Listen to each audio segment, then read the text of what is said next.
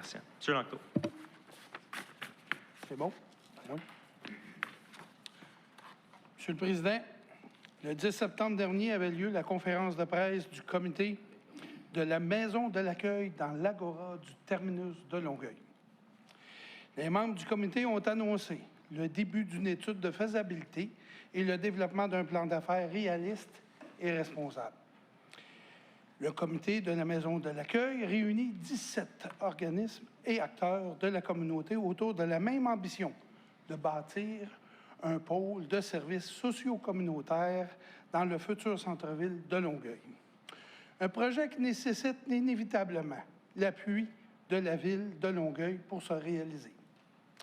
Le projet a déjà reçu 23 lettres d'appui, notamment des députés Catherine Fournier, Pierre Nantel et Chéri Romanado, mais également du Cégep Édouard-Montpetit et de l'Université de Sherbrooke. La liste comporte toutefois une absence de taille. J'ai nommé la Ville de Longueuil. On se souviendra qu'au dernier conseil, des représentants du comité sont venus au micro pour demander formellement l'appui de la Ville. Mais un membre du comité exécutif leur a répondu que la Ville a besoin... Question de privilège, Monsieur le Président. Je ne vois pas où il y a de question de privilège ici, Mme Bastien. La Ville fait effectivement partie du comité. Il y a, à tour de rôle, 2 fonctionnaires, si ce n'est pas 3, et il y a une personne dédiée à ce dossier-là. Alors, j'aimerais que M. Langto reprenne ses mots. Merci. Je suis certain que M. Langto, en vue de ces informations... Écoutez, on parle d'une personne du côté du parti de la mairesse. Donc, Question de Langto, privilège, Monsieur le Président. Mme Bastien. Monsieur le Président, les élus doivent souvent se garder une petite chaîne. Si on fait de l'ingérence dans les affaires des organismes, des compagnies, à un certain niveau, je trouve ça dangereux, Monsieur le Vous Président. êtes chanceuse, Mme Bastien. Vous allez avoir la chance d'en parler à votre tour de parole. Puis ça donne que vous êtes après M. Langto. C'est pas une question de privilège. Et donc, on a noté le point concernant le fait qu'il y a 2 fonctionnaires qui siègent. Sur ce, pour moi, M. Langto, vous pouvez continuer. Merci. Ce que je disais, donc, c'est que membre du comité exécutif a répondu que la Ville a besoin de voir un plan d'affaires démontrant la viabilité du projet avant de donner son appui au comité. C'est juste pour remettre un petit peu, là. Une réponse certainement responsable, Monsieur le Président, mais surprenante.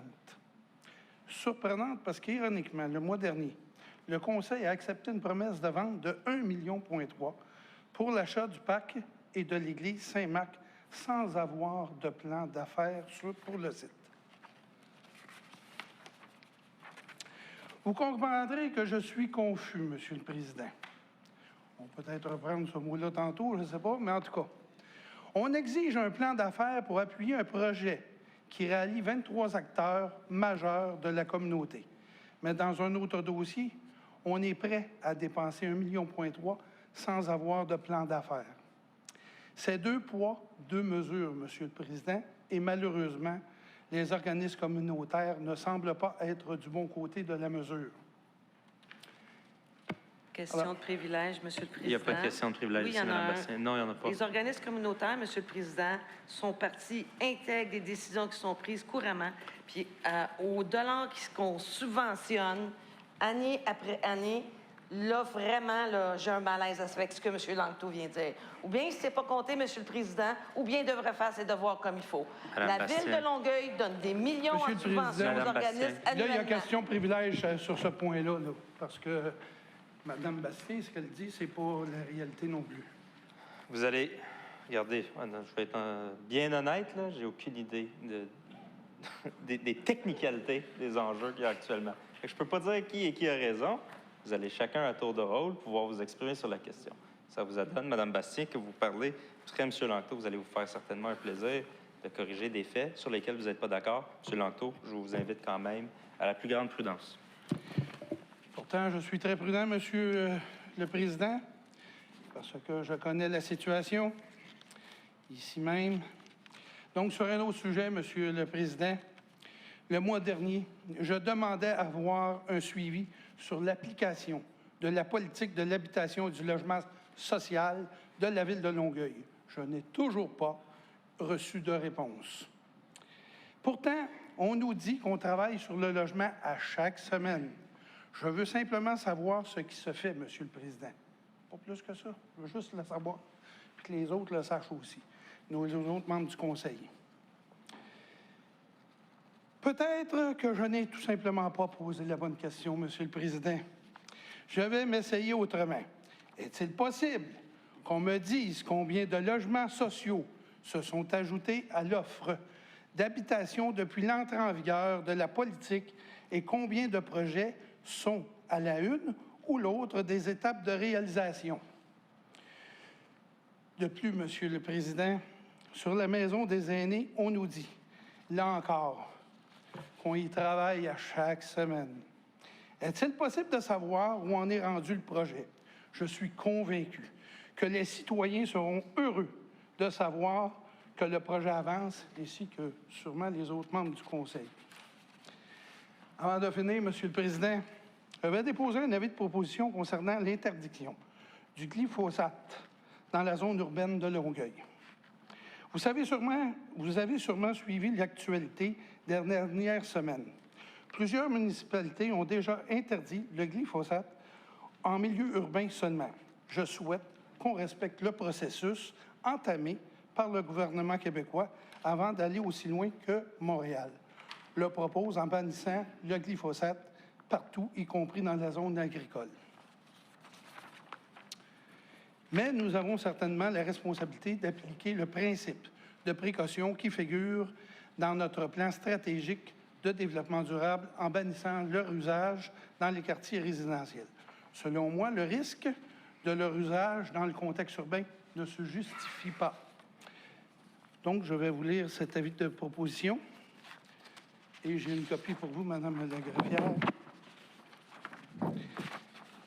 Avis de proposition concernant l'interdiction de glyphosate dans la zone urbaine de Longueuil. Considérant que l'Organisation mondiale de la santé classe depuis 2015 le glyphosate comme une substance génotoxique qui est cancérogène pour l'animal et cancérigène probable pour l'humain.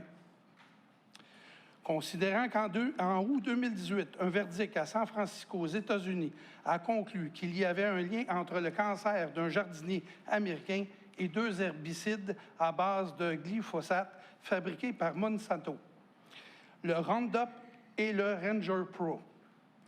Excusez les noms, là.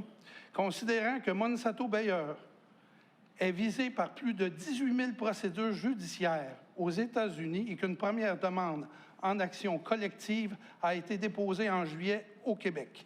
Considérant que la Ville de Longueuil fait partie des 144 municipalités québécoises qui restreignent déjà l'usage de certains pesticides sur son territoire, considérant qu'au nom du principe de précaution, la Ville de Montréal bannira l'herbicide Roundup de son territoire avant la fin de l'année 2019.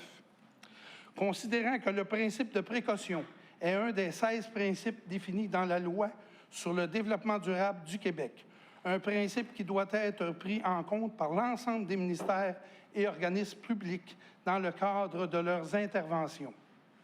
Considérant que Longueuil est en phase de se doter d'une politique d'agriculture urbaine et qu'il est important de s'assurer que l'agriculture qui y sera pratiquée soit aussi saine que possible pour la santé de tous. Il est proposé que la Ville de Longueuil modifie son règlement afin d'interdire les herbicides à base de glyphosate dans la zone urbaine à cause de ses impacts sur l'environnement et la santé des citoyens. Merci, Monsieur le Président.